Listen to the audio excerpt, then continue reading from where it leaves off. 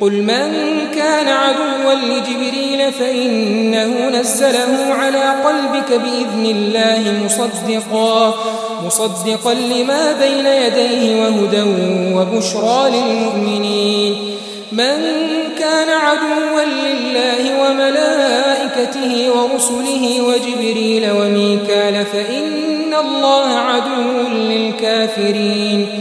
ولقد أنزلنا إليك آيات بينات وما يكفر بها إلا الفاسقون أوكلما عاهدوا عهدا نبذه فريق منهم بل أكثرهم لا يؤمنون ولما جاءهم رسول من عند الله مصدق لما معهم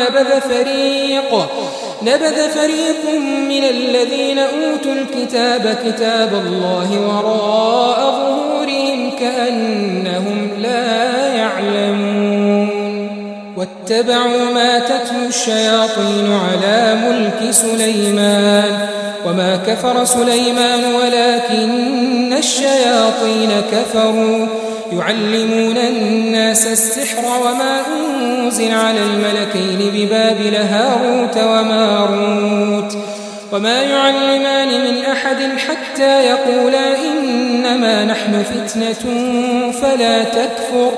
فيتعلمون منهما ما يفرقون به بين المرء وزوجه